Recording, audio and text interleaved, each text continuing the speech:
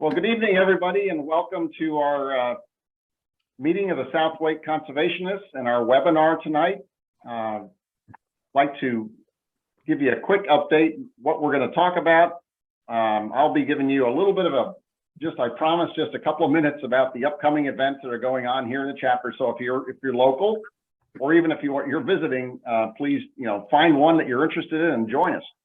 And then I'm going to turn it over to John Kinsella, who's our vice president. He will introduce our speaker, who is Dr. Robert Brown, who's on the board with the North Carolina Wildlife Federation. And we'll hear more about his background and then turn it over to Bob to tell us about the history of conservation in the United States.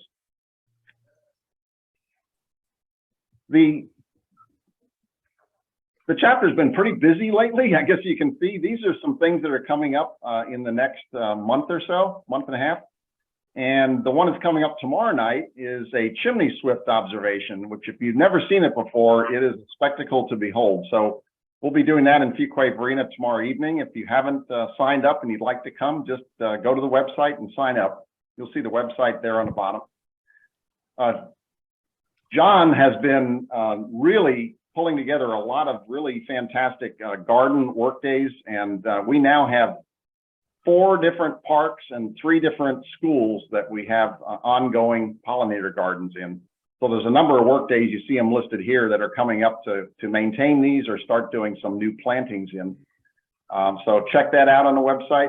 We're going to participate in some more public events and kind of get the word out about endangered species, about invasive species, about native plants and that sort of stuff. So we'll be sharing a booth with the Native Plant Society at the North Carolina State Fair. We'll be there all day on October 15th. So come see us. And then on November 19th, we'll be exhibiting at the Good Hope Farm Harvest Festival, which is in Cary. There's a number of litter cleanups that Wake County is doing, a program called Big Sweep, and so we're advertising those and would like our members to participate as they can. You'll see those listed here. We have some field trips coming up. One that I think is going to be a lot of fun is at Robertson Mill Pond, which is a really nice natural area and pond east of Raleigh, and that's on November 5th. We'll be paddling through there. And then on December 10th, we're going to take a tour of Project Pando, which you heard about last year at the Governor's Awards. They were actually awarded as the Business Conservationist of the Year. So we're going to tour the land where they're planting all those trees to get, or the saplings, get them up to the point where they can give them away to the public. And then finally, we're going to hold our first in-person meeting that we've had since before the pandemic. So we're pretty excited about that. It'll be at Bass Lake Park in the conference room on December 1st, and we'll be screening the documentary Rite of Passage, which one of our own members, Cassia Rivera, produced. And we'll have the producer, the director, and some other folks there to talk about it afterwards, talk about the Red Wolf program, which is really all about, and the need for wildlife crossings. So check it out on the website and come see us. At this point, I'd like to turn it over to John Kinsella, who will introduce our speaker. Thank you, Monty. And it's my pleasure to introduce Dr. Robert Brown. He's not only a member of South Wake, but he's been an environmental conservation champion for many years. Just to look at his background, it would probably take me about half an hour to go over his entire resume. It's that extensive. But Dr. Brown earned his PhD in animal nutrition in 1975 from Penn State. Excuse my voice. He then subsequently had faculty positions at several universities. And in 2006, he became the dean of the College of Natural Resources at North Carolina State. In addition to that, Dr. Brown has been in leadership positions, has been and still is, in many prestigious conservation organizations. If that's not enough, he also served in Vietnam, and he's a retired lieutenant colonel in the Marine Corps Reserve. And then to top it off, little cherry on the cake, he's also active in the Boy Scouts. So it's my pleasure again to turn the program over to Dr. Brown. Well, thank you. Thank you, John. My mother would have appreciated that, I think. It's a great opportunity to talk about what's happening in our country. There was a little confusion. I know when this was first advertised that I was going to include conservation in Mexico and Canada. I have written a book chapter on that I can talk about later at the end of the presentation, but we just have time tonight in the next 45 minutes to talk about the history of wildlife conservation in the U.S. So let's jump right into it. You know, there continues to be speculation as to when the now United States got its first human inhabitants. The dates tend to vary between 10,000 years ago and 80,000 years ago, but the current general consensus is about 14 to 16,000 years ago. And it's still believed that most came across a frozen land bridge from Siberia. But there's also the possibility that Polynesians came from the Pacific and also mariners across the North Atlantic, like the Vikings did many, many centuries later. Scientists also differ about the abundance of wildlife on our continent prior to the arrival of Europeans. Early texts speak of a plethora of wild game, but more recent scholars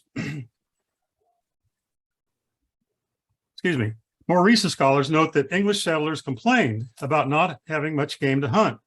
And early Spanish explorers, like Cabeza de Vaca and Hernando de Soto, don't even mention ever seeing bison, much less alligators, wolves, coyotes, peccary, even beaver, grizzly bears, and even turkeys. In fact, we know that over the last 10,000 years of human occupation of our country, we've lost 35 genera of mammals and 10 genera of birds completely.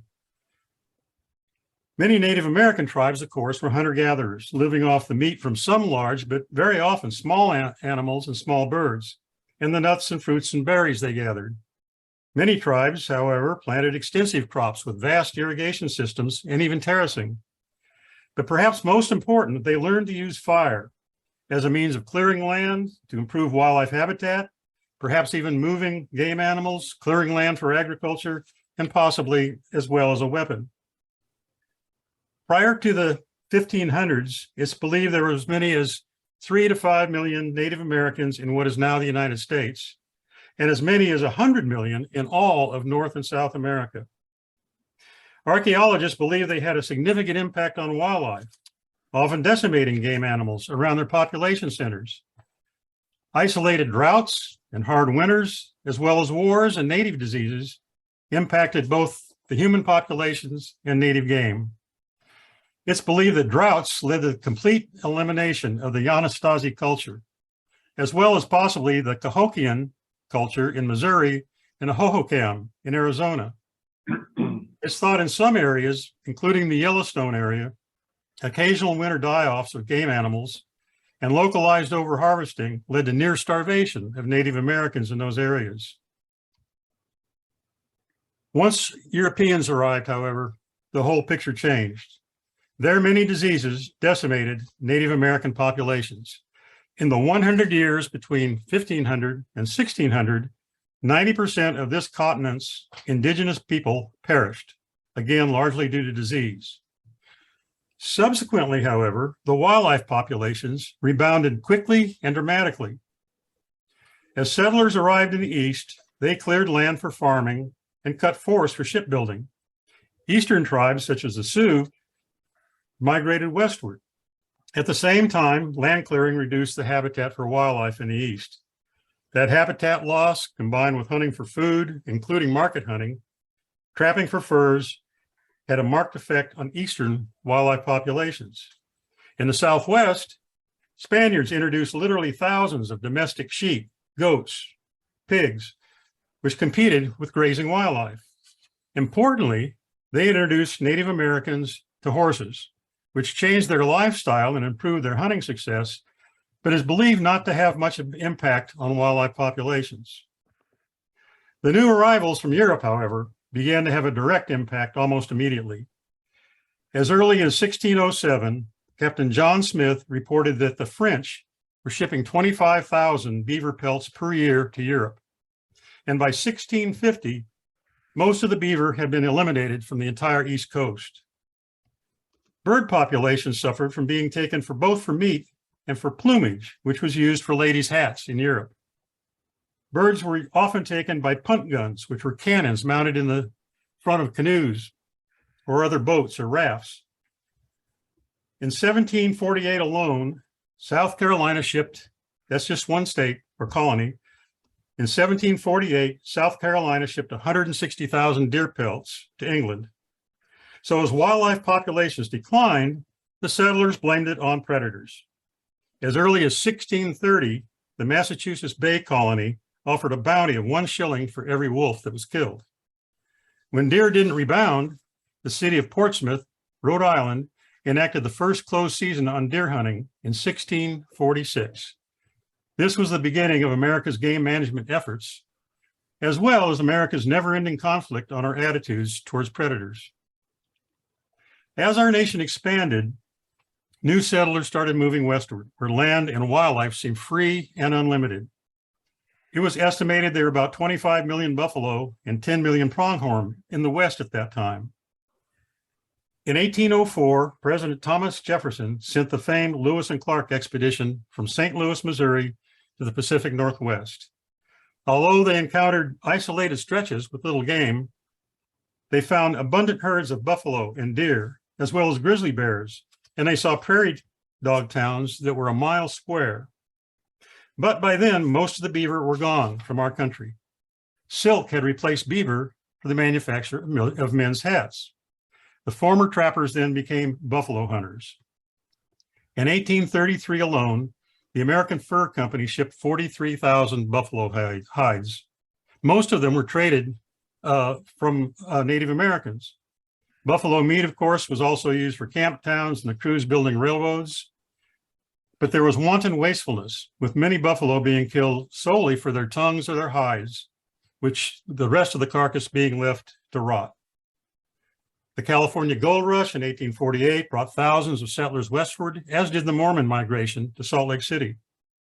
In fact, between the 20 years between 1840 and 1860, the population of the United States doubled from 17 million to 32 million.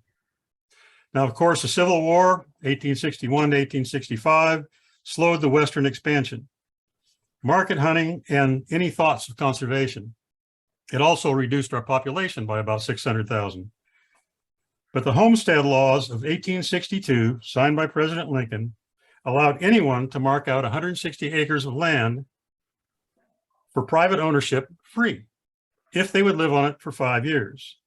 Interestingly, also in 1862, during the war, Lincoln signed the Land Grant Act, establishing colleges of agriculture and engineering in every state. They were not fully funded till a few years later. In the 1870s, the final decimation of the bison herds occurred. In 1871, Cavalry Colonel R.I. Dodge reported one herd in Colorado being 50 miles wide and 20 miles long, estimated at 4 million head. Prior to that, the annual kill of bison in 1865 was about 1 million a year. By 1871, it was 5 million a year. Most bison, again, were just taken for their hides or their tongues.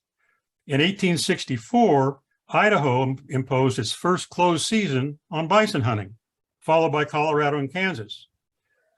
Unfortunately, in 1876, the annihilation of General George Armstrong Custer and his 276 soldiers of the 7th Cavalry at the infamous Battle of the Little Bighorn outraged the public and sealed the fate of both the bison and Native Americans. Congress actually passed a bill that would have stopped the slaughter of bison, but President Grant vetoed it. The Army knew that extermination of bison would lead to the control of Native Americans.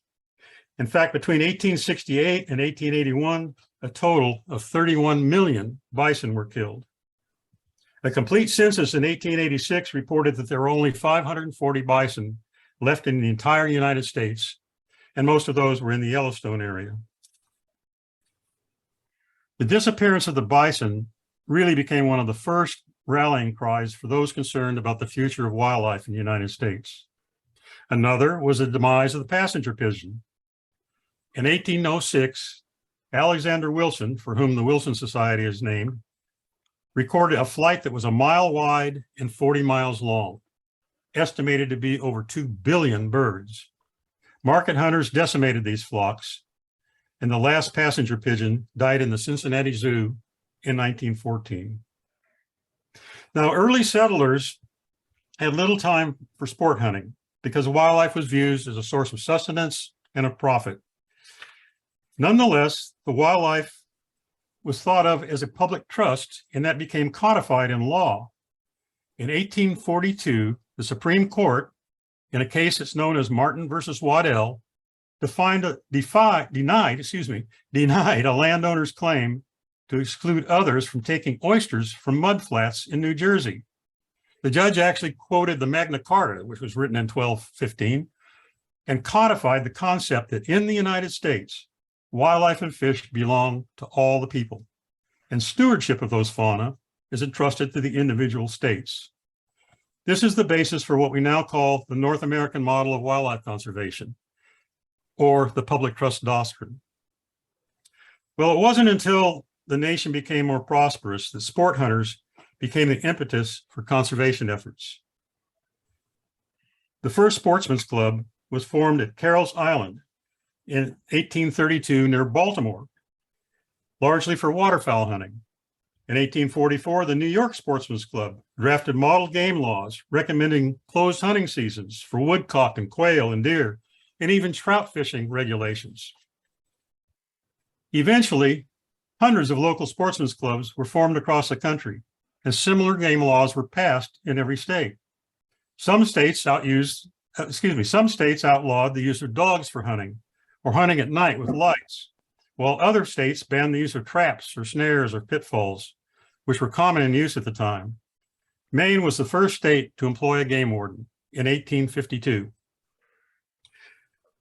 During the 1870s, much of North America was still being explored and surveyed. In 1870, a group of explorers pleaded with the governor of Montana that the Yellowstone area was just too beautiful to be exploited for profit, and it should be held in public trust. In 1872, President Ulysses S. Grant established our first national park, Yellowstone, encompassing over 3,300 acres. Unfortunately, the law had little effect, and they had to send in the U.S. Army to guard the park from squatters and poachers for at least the next 10 years. The Yellowstone Park effort was aided by a young, affluent politician named Teddy Roosevelt. He was a 23-year-old politician at the time on the New York City Council. Another early conservationist was John Muir, who pushed for the establishment of Yosemite Park in California. Muir was what we call a preservationist, who believed in public lands should not be used for timber harvesting or hunting or any other purpose. Roosevelt, of course, was a conservationist, and he believed that lands should be used for multiple purposes. Muir, by the way, formed the Sierra Club in 1890. But the philosophical argument over preservation versus conservation on public lands, of course, continues to this day, not to mention the issues of oil and gas drilling and mining on our public lands. Now, one cannot underestimate the influence of the sportsmen's clubs, conservation organizations, scientific societies, and the print media as part of our conservation movement. Unfortunately, Emerson's and Thoreau's essays on nature had little impact on the public at the time, but these magazines did so by informing the public of both the bounty and the plight of our Western wildlife. In 1881, this pressure led the Secretary of Agriculture to form the Forestry Division, which eventually became the U.S. Forest Service. And also by then, there was the U.S. General Land Office and the U.S. Geological Survey that had been formed to survey and keep track of our federal lands. The first director of the Forestry Division was Guilford Pinchot. He was trained as Europe because there weren't any forestry courses offered in the U.S. at the time, but he understood that forests could be utilized for timber, wildlife, and watersheds. and they could be conserved through a concept that he called sustained yield management. In fact, he and his staff developed the word conservation, which was derived from the British word conservator. In 1900, Congress passed the Lacey Game and Wild Bird Preservation and Disposition Act. This was our first national legislation for wildlife. This law made it a federal offense to transport wild game across borders if it had been taken illegally. In other words, instead of being a state crime, it became a federal crime if you took that meat or bird or feathers or whatever across a state line. It strictly controlled the importation of exotic species, and it strengthened state laws and helped to stop the trade in plume and feathers, as well as poaching and smuggling of wildlife meat products. In addition, the Sportsman's Club started wildlife restoration efforts. An interesting result was the importation in 1881 of 28 ringneck pheasants from Shanghai, China. Game bird farms started blossoming, raising birds in captivity and releasing them to the wild.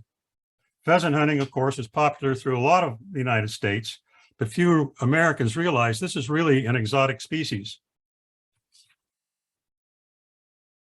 When Teddy Roosevelt became president in 1901, a whole new era of wildlife conservation began. Roosevelt was advised by Guilford Pinchot, George Bird Grinnell, John Wesley Powell, a fellow named Ding Darling, and to some extent, John Muir. Roosevelt formed the Bureau of Biological Survey and tasked it with surveying our nation's biota. At first, it was a research organization, but it was given policing powers through that Lacey Act. He also supported something called the Reclamation Act of 1902, which authorized the federal government to fund reservoir and dam projects. Now, this legislation had nothing to do with wildlife directly, but it had a major impact, actually, because it recognized the authority of the United States government over the rights of states when it comes to national natural resource issues. Now, during this period, the nation's assault on predators continued on both public and private lands, as it was believed that predators harm both domestic livestock and wildlife populations. But in the Kaibab Plateau of Arizona, there was a herd of about 3,000 deer on about 1 million acres. The local people thought that the population of deer was declining. So the government came in and hired hunters and trappers. They killed, over a short period, 120 bobcats, 11 wolves, 674 cougars, and over 3,000 coyotes. By 1924, the deer herd had grown to 100,000 animals on those 1 million acres. In a severe winter that same year, 60,000 of those deer starved to death. This episode has become a national example of the perils of predator control as a means of managing wildlife populations. Teddy Roosevelt believed in protecting as much land as he could. In 1903, Pelican Island, Florida, became the first unit of the National Wildlife Refuge System, which now incorporates over 40 million acres. In 1908, he added additional refuges in Alaska, Oregon, Florida, and Nebraska. He established 5 national parks, 51 refuges, 61 national monuments, 148 million acres, over 50,000 acres for every day he was in office. And while he was doing that and being president, he managed to publish 26 books, over 1,000 newspaper and magazine articles. He won a Nobel Prize, and during the Clinton administration, he was posthumously given the Congressional Medal of Honor. Here's a Ding Darling cartoon. You'll hear of him again a little bit later about why Teddy Roosevelt got the name Teddy, which apparently he hated that name. Anyway, it was not until 1913 that Congress fully addressed the problem of market hunting of waterfowl, particularly with those punt guns. The Weeks-McLean Migratory Bird Act of 1913 again asserted the federal government's power over states' rights and let the Secretary of Agriculture set the hunting seasons and the limits. 3 years later, the United States signed a treaty with Great Britain for the protection of migratory birds between the United States and Canada. Now, this was the first legislation ever between two countries to protect wildlife. Later on, Mexico joined that treaty.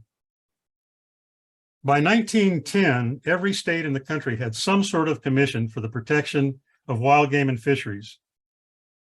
And conservation NGOs and scientific organizations continued to proliferate. Nonetheless, funding was still a problem. In 1913, Pennsylvania was the first state to issue a hunting license. When more than $300,000 came into the state game agency the next year, most other states followed suit. Debates continued in the state houses and at the national level over the concepts of conservation versus preservation. Dr. William Hornaday, superintendent of the National Zoo, published a book called Your Vanishing Wildlife in 1913 and led his followers to oppose hunting. Nonetheless, scientists formed the Ecological Society of America and the Society of Mammalogy in about 1919. Those organizations published scientific journals. And about that time, wildlife science started to move beyond just taxonomy. Taxonomy being things like ornithology, mammalogy, herpetology, and that sort of thing. Scientists started to develop better methods of censusing wildlife and studying things like food habits, cover requirements, and disease issues, particularly in federal lands like national parks and refuges. As ecology started to develop as a discipline, the concepts of plant succession, niche, community scales, trophic levels, and food chains were developed and debated in the US and abroad. Preservation of land continued with the formation of national parks in the early 1900s at Glacier, Lassen, Denali, and the Grand Canyon. The National Park Service was formed in 1916 to manage these lands and their wildlife. The Park Service was eager to sustain wildlife in their parks for their visitors to see. They too hired scientists to study the natural resources they managed. Finally, in 1937, the scientists, with the help of these conservation groups, lobbied Congress to pass the Pittman-Robertson Federal Aid Act, also known as the PR Act. Now, this act is still in existence. It utilizes an 11% excise tax on all hunting weapons and ammunition. The funds are collected by the federal government and then distributed back to the states based on the number of hunting licenses they sell, their populations, and land area. The act provides 75% of the funding to be matched by 25% from the state. The funds can be used for wildlife restoration projects, research, and education, and they can't be used for any other purpose. This is still one of the major funding sources for wildlife management and research in the United States. It is controversial, however, in that almost every year, the law enforcement organizations lobby to have the funds that come from the excise tax on handguns and pistol ammunition transferred over to law enforcement agencies rather than wildlife agencies. That hasn't happened. So in the 1930s were the beginning not just of wildlife as a science, but wildlife management research as a science. And the leader of that effort was Aldo Leopold. Now, he was trained as a forester at Yale, but he became the father of wildlife management in the United States. In 1933, he became the first professor of game management in the United States. He was at the University of Wisconsin. And he also published the book, Game Management, which was the first book of its kind in the United States. Leopold was well known for his many essays on the land ethic, and he developed a set of wildlife management principles, including the concepts that every species has a defined set of habitat requirements that sets us apart from every other species, and that all animal and plant biota are interconnected, and that habitat has a seasonal carrying capacity, which should not be exceeded. He said the tools of wildlife management were the axe, the plow, the cow, fire, and the gun. Unfortunately, the stock market crash in 1929 and the Dust Bowl area of the early 1930s were disastrous for American wildlife. Also, there was increasing pressure from livestock growers and the public to push the Biological Survey towards predator control as its main goal.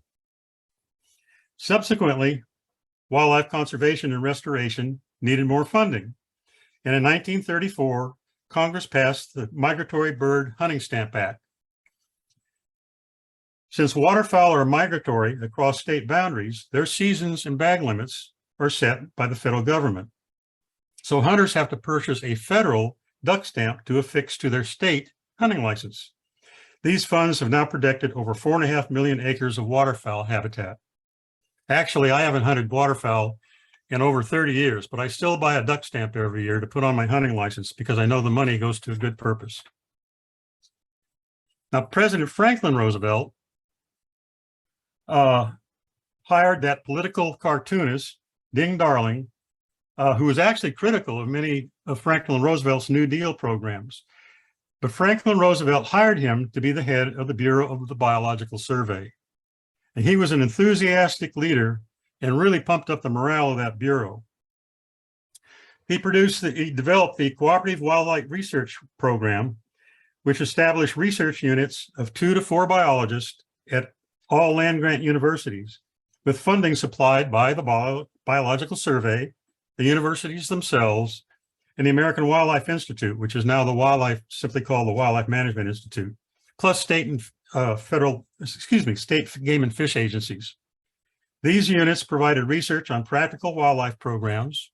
They taught university courses, and they've helped train thousands of biologists.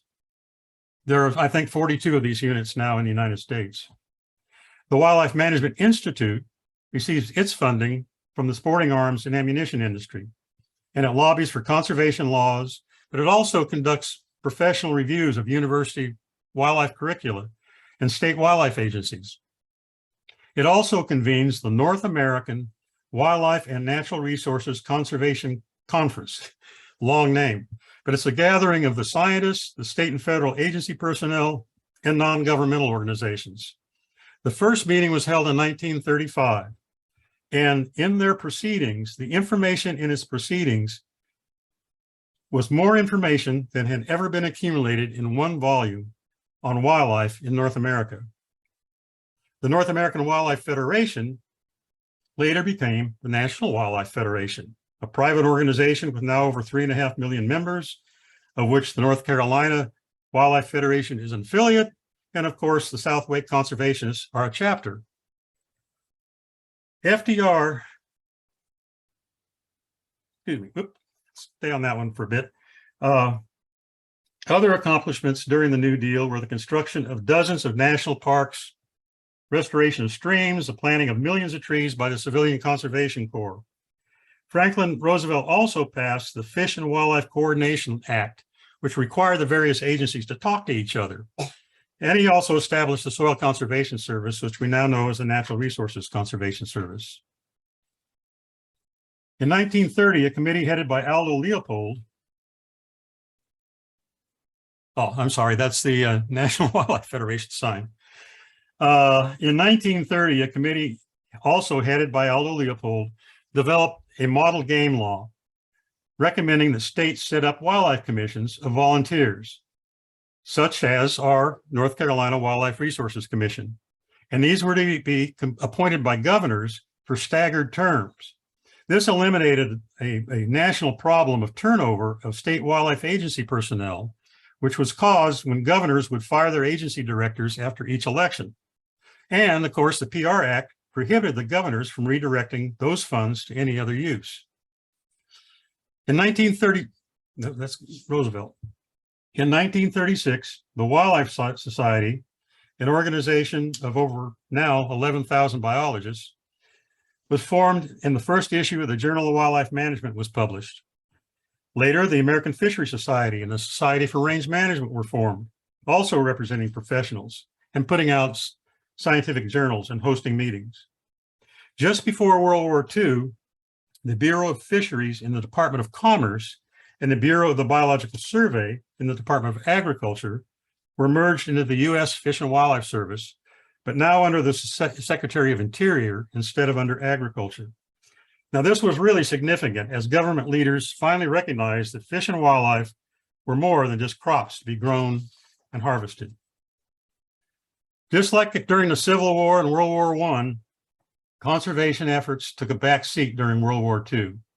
But after the war, returning servicemen bought hunting licenses by the thousands. Sales went from 7 million a year prior to the war to 12 million in 1947. The states benefited from this influx of hunting license fees and the matching PR money. And the federal agencies profited from the sale of duck stamps for their wildlife efforts. And by then, most land-grant universities had wildlife departments. So the GI Bill allowed returning servicemen and women to pursue wildlife biology as a profession. In 1948, Aldo Leopold died, and his final essays were published in a book entitled A Sand County Almanac. This became a must-read for Americans interested in conservation for generations to come. And in fact, it's required reading for most freshmen and most wildlife programs at universities now. During the 1950s, conservation again took a downturn as the federal government was concerned about military threats in Europe and redirected most of their funds from conservation organizations into the military. So in 1950, concern over funding for restoration of our freshwater fisheries led to the Dingell-Johnson Act, which functions exactly like the Wildlife Act with its 11% excise tax, but this time on boats, actually even boat motors, their gasoline and fishing equipment. The Magnuson Act was passed to separate commercial fisheries from the Fish and Wildlife Service and put it under the newly formed U.S. Fisheries Commission. In a response to the lack of federal land acquisition during that time, the Nature Conservancy was formed in 1951 to preserve federal land acquisition that the government couldn't afford. It's now the wealthiest conservation organization in the nation, if not the world. It currently protects 15 million acres in the US and 102 million acres worldwide. About that time, bird watching became a popular pastime with the publication of Roger Tory Peterson's Field Guide to Birds. And Disney Studios had an enormous impact on the public's attitude towards nature with the film Bambi and later television documentaries like The Living Desert. During this time, U.S. prosperity and growth brought with it more commercial development for housing and agriculture, more loss of habitat, and more concentrated farming and livestock operations. Farming efficiency was helped by a liberal use of pesticides and herbicides, the most notorious of which was DDT. As early as 1946, DDT was found to be lethal to crustaceans like crabs and crayfish. As insects became impervious to DDT, other chemicals like chlordane, dieldrin, aldrin, and methoxychlor went on the market. Wildlife biologists first reported songbirds dying, followed by brown pelicans, ospreys, and eventually bald eagles. Then in 1962, Rachel Carson, who'd been a editor for the U.S. Fish and Wildlife Service, published a book called Silent Spring, documenting the impact of these chemicals on the environment and especially on wildlife. She predicted a future of spring seasons where no birds would be heard. This really, really resonated with the American public. Chemical companies tried to discredit Carson, but President Kennedy defended her and actually made the environment part of his political platform. Unfortunately, DDT was not outlawed in the United States till 1974. Now, Kennedy also signed the Land and Water Conservation Fund to acquire land for scenic, recreational, and public values, although it was not fully funded at the time. In 1964, President Johnson passed the Wilderness Act, which incorporated areas of 5,000 or more acres that were roadless and removed them from the National Forest Inventory. Johnson also signed the Wild and Scenic Rivers Act, which set aside major rivers for recreational and conservation purposes. Nonetheless, concerns over pesticide toxins led eventually to even more concern over predator control techniques. Common methods for killing predators included the use of sodium fluoroacetate, also known as compound 1080. They were put in what was known as coyote getters, were essentially explosive shotgun shells filled with cyanide pellets and baited. as well as the use of strychnine and thallium poisons. These devices and poisons kill all manner of small mammals, hawks, and eagles. So under the Nixon administration, he put out an executive order which prohibited the use of chemical poisons on all public lands. Unfortunately, it didn't cover private lands.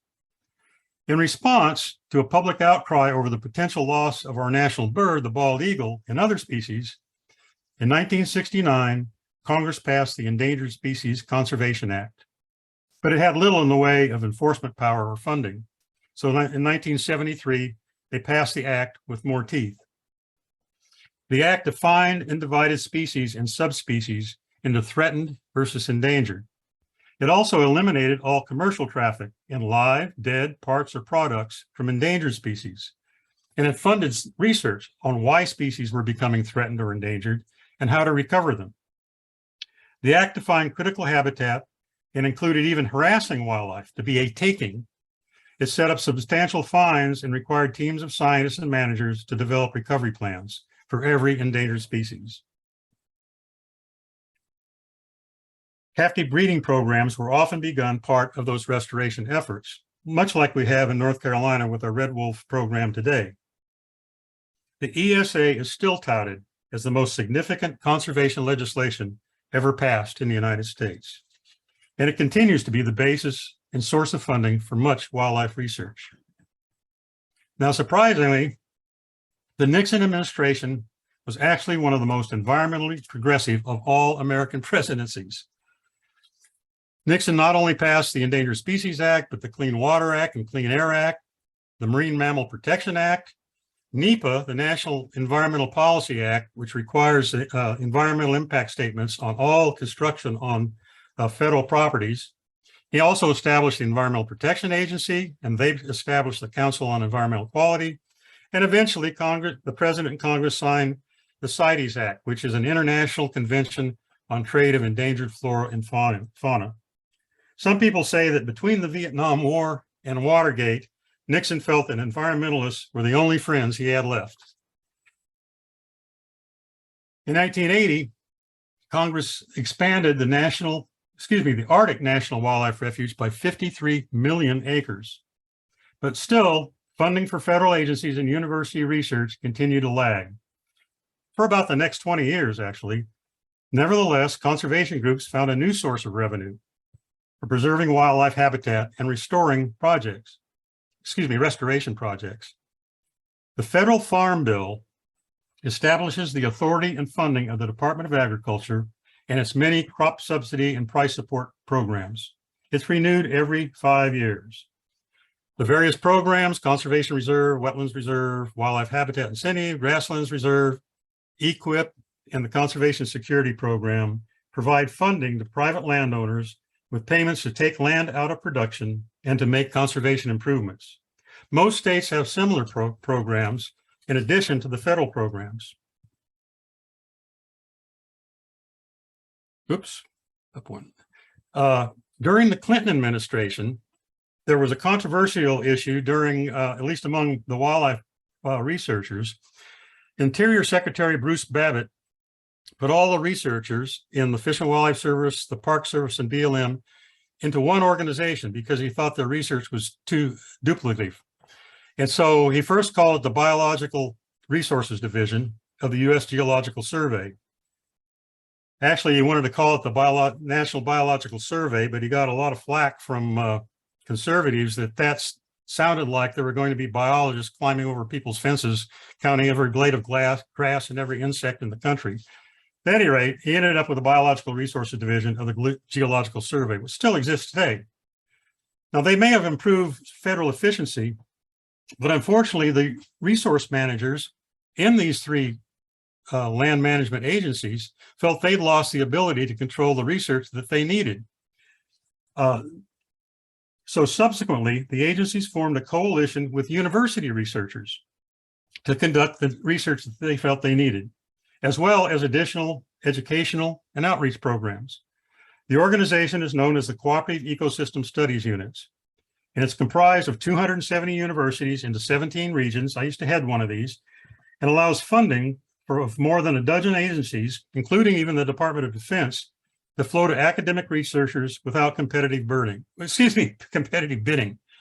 What it means is that if, let's say, Fort Bragg needs a specific bird researcher that they know is the best in the country, they can fund that specific research to do research on that topic, on that base, without competitive bidding. And so it works very well for the research programs. It works very well for the federal government. And again, there are dozens of federal governments that use this, this approach. During the Obama administration, some major strides were made. He established the Atlantic and Pacific Marine Conservation Sanctuaries. He established 22 national parks, 6 national monuments, 4 conservation areas. He also started major restoration programs in the Everglades, the Gulf Coast, and the Great Lakes. And he added another 12 million acres to the Arctic National Wildlife Refuge. Overall, and I'm not sure if this includes the marine areas, I could be corrected on that, but overall he protected 550 million acres. That's 3 times the area that Teddy Roosevelt protected during his presidency.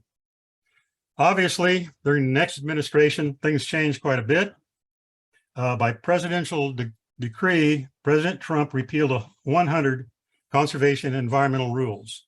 27 air pollution, 19 oil drilling, 13 infrastructure, 12 wildlife, 11 water pollution, and 18 toxic substance. There are also issues with some of the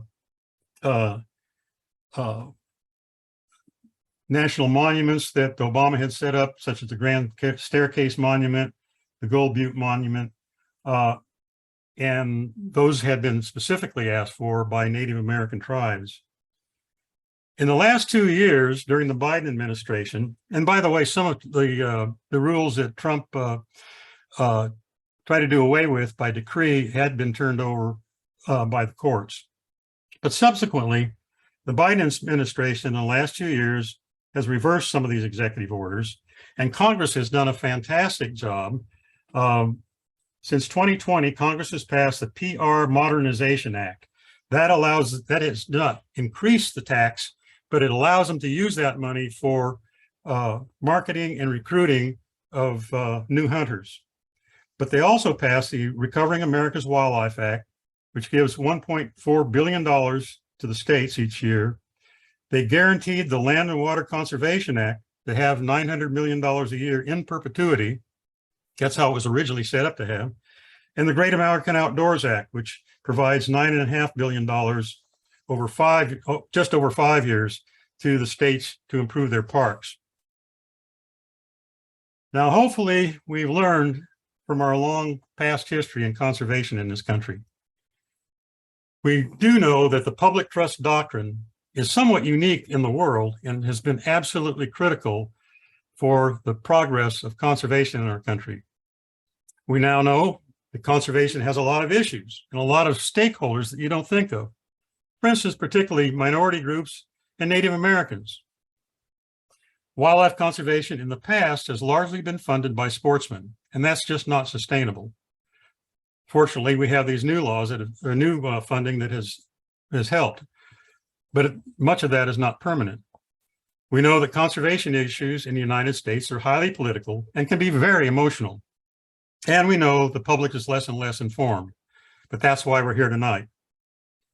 And I don't have to tell you the many challenges facing wildlife in the US today. I'm not going to list those, but there are reasons for hope.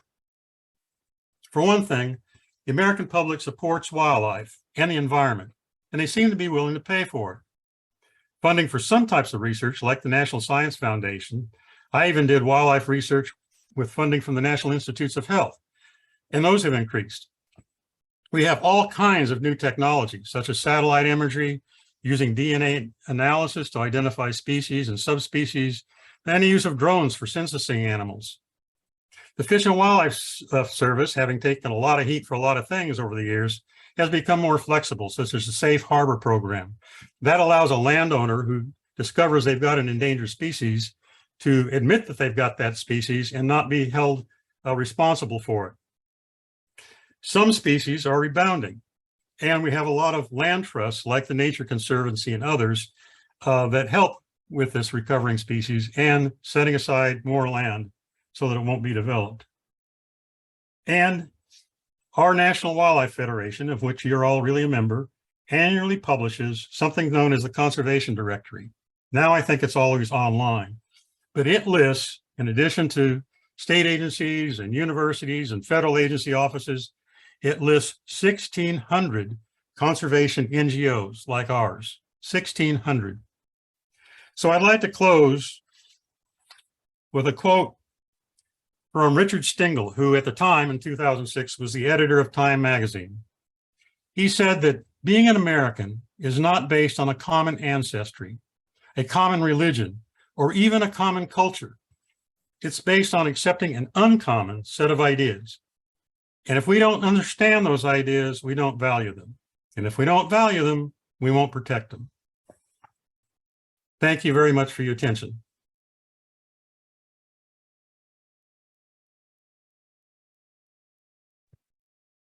Thank you, Dr. Brown. If anyone has any questions, you can put those in the chat or that little Q&A button at the bottom.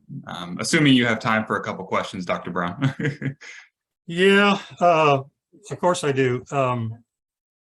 The question is from John, what's the status of pending conservation legislation such as RAWA?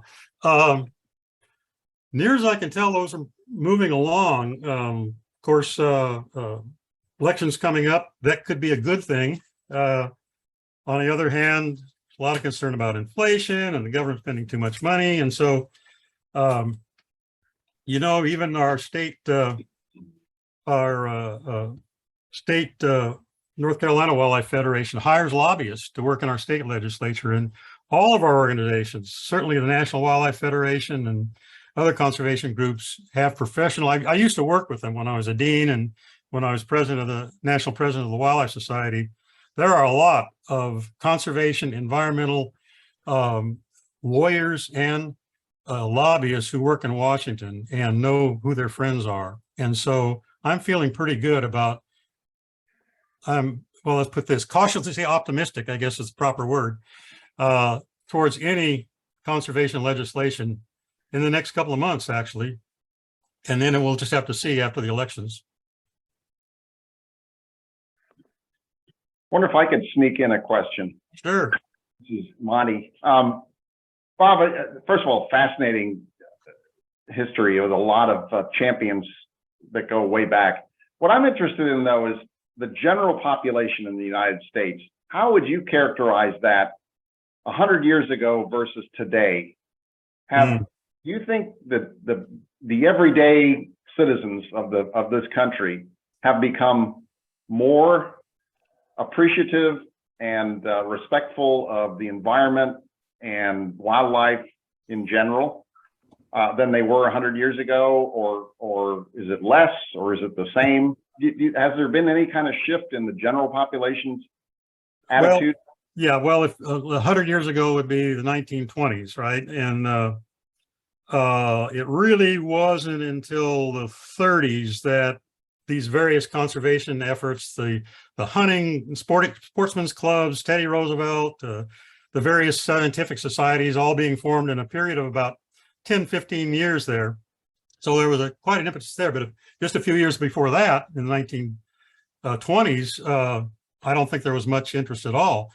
And so now, yes, I say there's more. There's quite a bit more. Now, when they do surveys, they find that something like 70% of the American public approves of hunting. They approve of various conservation and environmental efforts. They're concerned about air quality and water quality, wildlife, the outdoors. Of course, it fluctuates. You know, right now, the top issue for people is inflation. However, during the COVID, you couldn't buy a kayak. People wanted outdoors. It was hard to buy a bicycle. As you may know, I'm a volunteer instructor on all-terrain vehicles, ATVs, at the Boy Scout camp. And this year, we can't get the loaners anymore because they're selling so many of them. And so I'm hopeful that people just had to get outside. You know, they couldn't see other people. They couldn't go to football games. They couldn't go to indoor events. So they wanted to get outside with their families during the year and a half or so of COVID. So I'm hoping that enthusiasm will continue despite concerns about inflation and other things. But we'll just have to see. But I do think it's improved. Of course, climate change is a big part of that. I don't know if there are climate change deniers anymore. Certainly, from what we've seen of climate and weather events, that's gotten people's attention for sure. And so, and unfortunately having a big impact on wildlife all over the world. So I'm hopeful that it's better. I think it's a lot better, really. Whether it's good as it needs to be, I'd probably say no. Very good, thanks. Yeah, I'm glad you mentioned that too, Dr. Brown. I have seen an uptick in enthusiasm, especially at state parks. I mean, you know, it seems like the state parks are full every night with camping. I see a question from Nicola here in the chat. Yeah, what other countries are models of conservation? Well, actually, I was asked about earlier if I'd be able to cover stuff in Mexico and Canada, and I couldn't. Very quickly, a plug for a textbook. What I presented here, and I realize it was long and I hopefully not too boring, but that was about a quarter of a chapter that's in a new textbook that's just coming out. The author of or editor of the textbook is Paul Krausman, who's a former president of the Wildlife Society and Leopold Award winner, and it's called Wildlife Management and Conservation. It's put out by Johns Hopkins University Press. It's also on Amazon. I'll warn you, it's $100. It's a textbook. But at any rate, I have a chapter in there that covers a lot more, particularly about indigenous peoples and also Canada and Mexico. Canada has good laws very much mirroring ours. They've not had the pressure on wildlife, the real crises from time to time that we've had, because they have always had a much smaller population, and they've got that enormous boreal forest as wildlife habitat. Mexico, interestingly, they started wildlife laws long before we did. The King of Spain set up some wildlife laws in Mexico. Unfortunately, over the decades and millennia, they have not utilized or enforced their laws very much, and that's largely because the kind of never-ending political tumultuation in Mexico. But they have many of the laws we do. A number of European countries have our laws, if not stricter ones, particularly when it comes to hunting and that sort of thing. I just say most of the Scandinavian countries, Norway, Sweden, Denmark, and so on, they have more protected areas. Even if you've been to Costa Rica, a high percentage of the land in Costa Rica is protected. It's kind of surprising, but they do well as some European countries. I had a quick question real quick, if I can sneak one in. So where are there the most gaps in conservation research? So in other words, what desperately needs to be studied? Well, every state is required to have a wildlife management plan, and they all have that. And again, those are updated every 5 years or so. For better or for worse, as I mentioned, the Endangered Species Act, and it gets a lot of flack to a large extent for good reasons in some cases, but it drives a lot of the funding, it drives a lot of the research. If you look at the personnel in most state agencies, if you take out the law enforcement people, the largest number of people are in non-game area, particularly endangered species, because it's so expensive to survey them, to find out they're endangered, so there aren't many around. It's hard to survey them, to try recovery efforts. It's very expensive. Capturing animals for DNA work. You can use I like to use the red wolf as a great example where it was determined endangered. There was research done on how many were left. Restoration efforts were started. Some public land was designated, and perhaps some private land. Some wolves were released. They got up to about 120 to 150, something like that. Looked like they were doing well.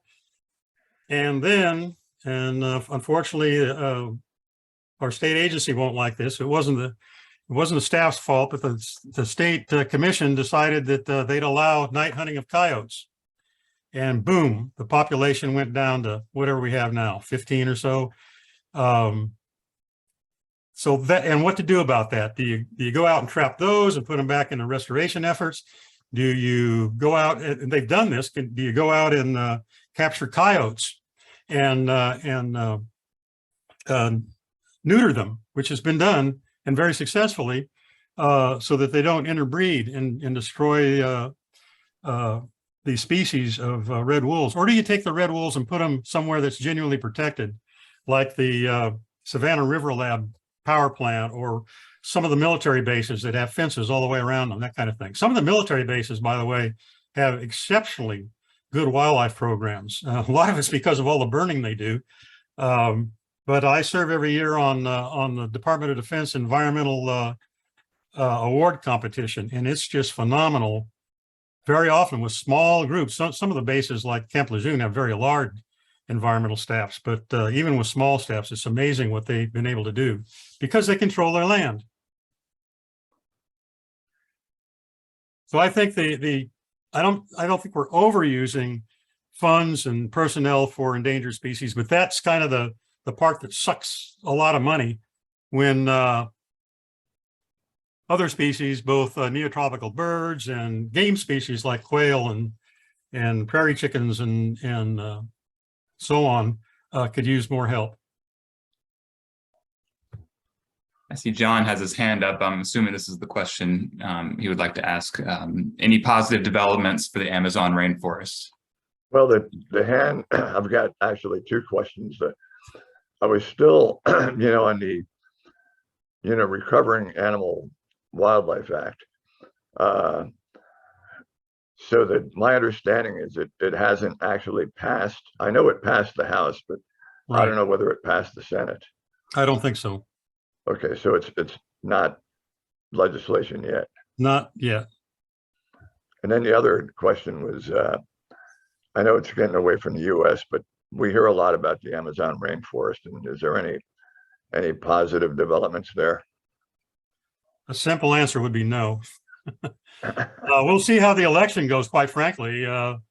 Bolsonaro, if he wins, he was all for cutting down the rainforest and for cattle and timber and that sort of thing. So unfortunately, I haven't heard anything good about the rainforest, other than, I was on the board of the Nature Conservancy in Texas, and that was about the time that they decided to go international. And there was a lot of controversy over that, with people donating money to conserve lands in the US. But what they found, if you think about it as a global issue, it's a lot cheaper to preserve land in other countries like the Amazon rainforest than it is to buy up some more land in North Carolina. And so they've been able to make significant, now I don't know if it's how much they own, and I haven't kept track lately. I don't know how much they own in the Amazon rainforest, but international organizations are trying to do that kind of thing. And I don't know how successful they've been so far.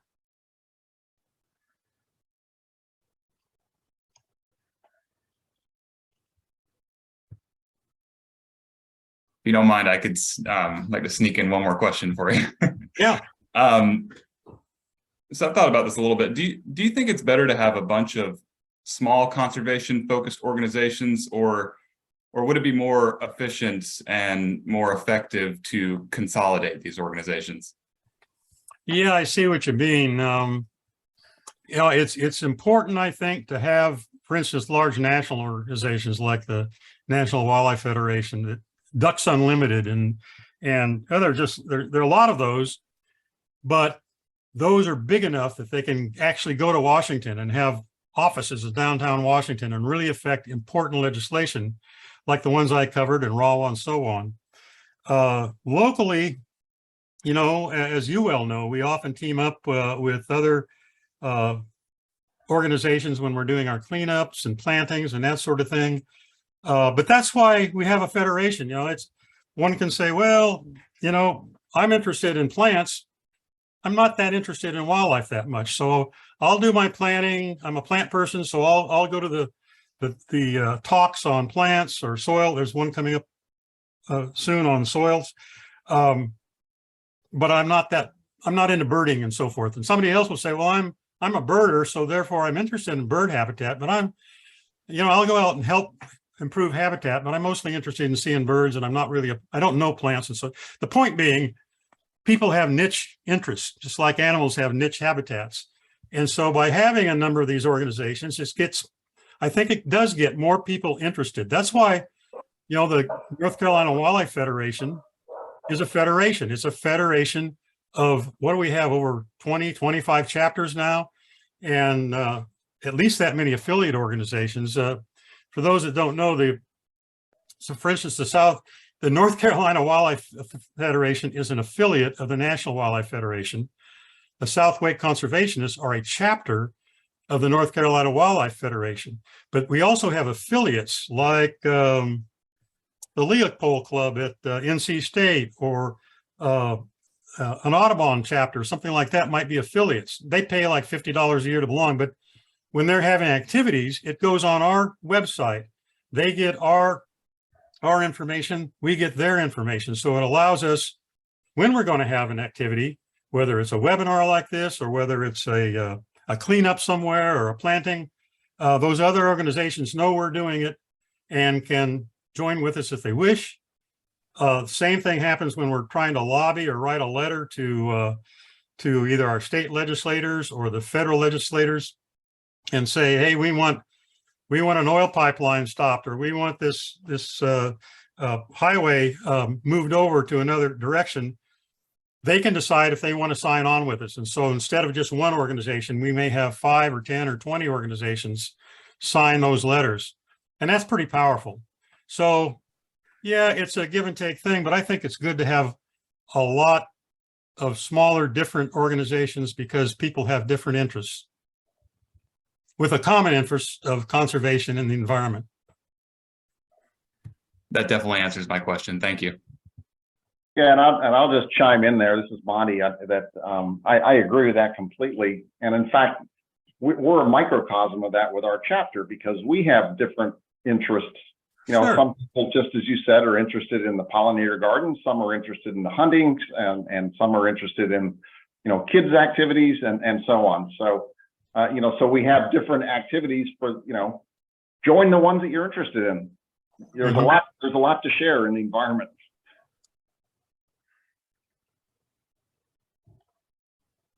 So, Luke, do we have any other questions?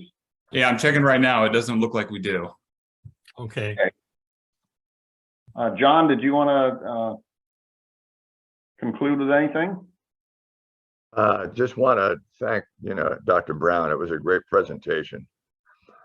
And also want to mention to everybody that he will also be our speaker in December. And he'll be talking about chronic wasting disease, which affects, deer and elk. All right, and I want to, obviously add my thanks, Bob. I think you have done a tremendous amount of research, I know, over the years, pulling this all together, and there's so much to it, and the way you knitted it together really was helpful to see how it all ties together and how it evolved. It's really somewhat encouraging, I think, to see the number of people that have had the amount of impact that they have leading up to today. So thanks for putting that together for us, and we really appreciate the evening. Thank you for having me. Yes, thank you very much. Thanks, everybody, for joining. Have a good night.